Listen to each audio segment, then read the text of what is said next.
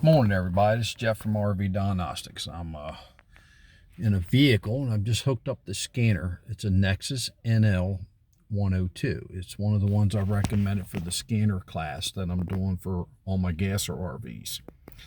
And basically, your gasser towed that you tow behind your RV is if you got them, I can help you troubleshoot them. All right, so I'm gonna show it to you. All right, that's the NEXAS NL102. It's a very good generic scanner. It even does the diesel. Not as good as an exclusive diesel like for Caterpillar or something of that nature, or Cummins, but better than nothing. So here we go. I'm going to turn this around and I'm going to show you how to use it. And today's lesson is about Misfire monitors. And they're very good. They give you good information. Like on a Ford, you'll get a miss. Every now and then you go, man, I wonder what cylinder. So what it does, it counts how many misfires is and stores it. Until it gets up to a certain number, it won't turn on that check engine light.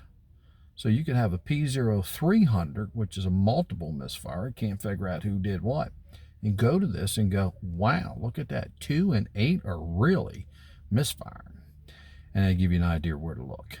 All right, so this is Jeff from RV Diagnostics. There'll be future videos on this. Remember, there's several ways to get a hold of me.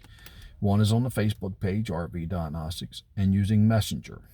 2 is the website, www.rvdiagnostics.com. These links will be down below. And also my YouTube channel, which is this one, RV Diagnostics. Thank you. I'm turning this around now. Remember, I'm not the best video recorder guy, but we're going to get the information out to you. All right, so the OBD2 connector's down here. The thing's on, so I'm going to disconnect it. It's going to go off. All right, plug it back in. 16-pin connector underneath. What it does, it first checks out if your battery voltage is good. Well, it's 12. Well, folks, 12.6 is 100%. 12.4 volts is 75. 12.2 is 50%. There you go. So 12.0 is, you got it, 25%. But nothing like a real multimeter reading is. But here we go. We're gonna go ahead through with it. All right, now you're gonna go to that one, and what it is, you hit this. Now see how I go left? Watch, left and right. It moves the screen around, the little blue block. So I'm going to hit OK. All right, and it's going through all the multiple things it can. So right here it says mil status off. That's the check engine light. Total codes, none.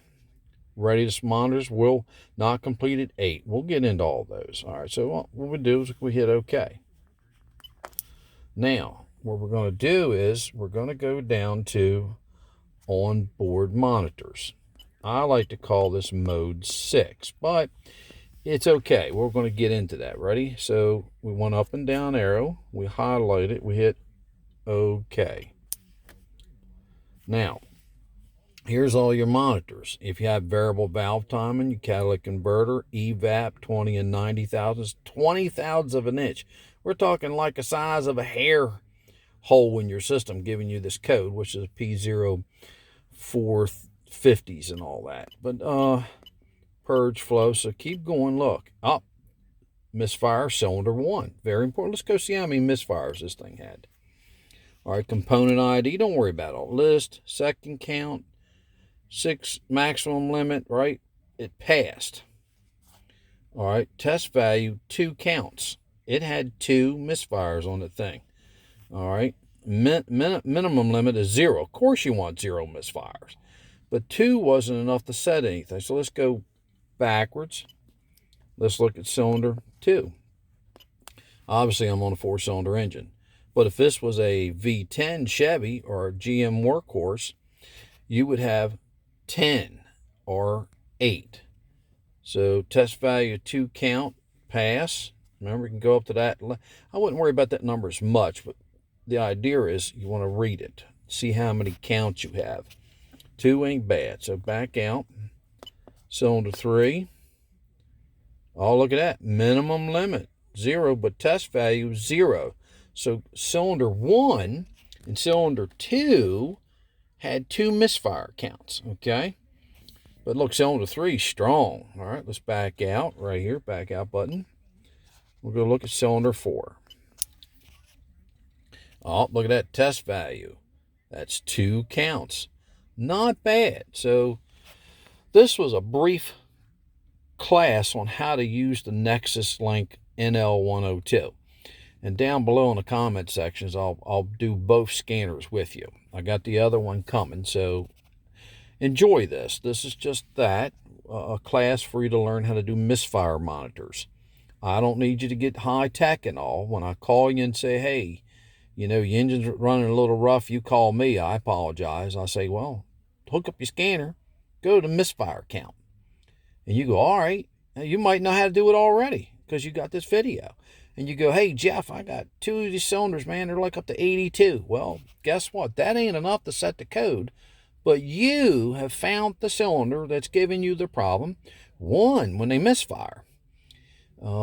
Generically, we're going to say this. It ain't burning all the air and fuel, which means it's going into your catalytic converter, which is creating catalytic converter issues later.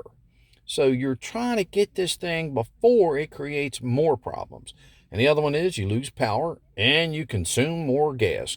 We all know these RVs get like 60 miles a gallon, so we can afford the gas. It's a little joke there. Once again, I'm turning the camera around. Well, let's back out. Back out, back out, back out. Remember? See, highlighted the blue channel. We hit OK. Let it go through its automatic scanning. We go OK, right? This is all the stuff it does. Can, misfire, that's the check engine light right there. So we hit OK. All right, so we're going to go down to onboard monitors, right? Onboard monitors, bang. And then we're going to go, let's see, all the way down, and you want to look at your misfire cylinders, all right? Remember, if you were an 8-cylinder GM Workhorse, you'd have 8 of them there. If you were a Ford V10, you would have 10 of them there. So I'm going to do it on a Ford V10 for you too. But this is just to get you used to how to operate the NEXAS Link. So back out, back out. There's your diesel. I'll get into that later with you too. Remember, these are going to be multiple videos. Once again, thank you. This is Jeff from RV Diagnostics. Remember, several ways. There's going to be more videos coming, and there's already about 60 or 70 of them in there for you. I don't throw a lot of technical terms out. I'll just tell you how to test that part, and you know how to do it. There's even multimeter usage on here. We're going to take care of us. We are a team. I know that's hard to believe, but I'm going to meet some of y'all, and I have met some of y'all. So thank you once again. This is Jeff from RV Diagnostics. Remember, there's several ways to reach me. One is on the Facebook page, RV Diagnostics. Just message me on Messenger. If you don't belong, join. 2, the website, www.rvdiagnostics.com. That's on the link below. That's how I do one-on-one troubleshooting with you. All right. Yes, there's a fee. Basic and premium, but let me tell you, what I charge you is cheaper than a 1 tank of gas for your RV, and that's all year. You got me. All right, the other one is the YouTube channel. All right, once again, thank you very much. This is Jeff from RV Diagnostics.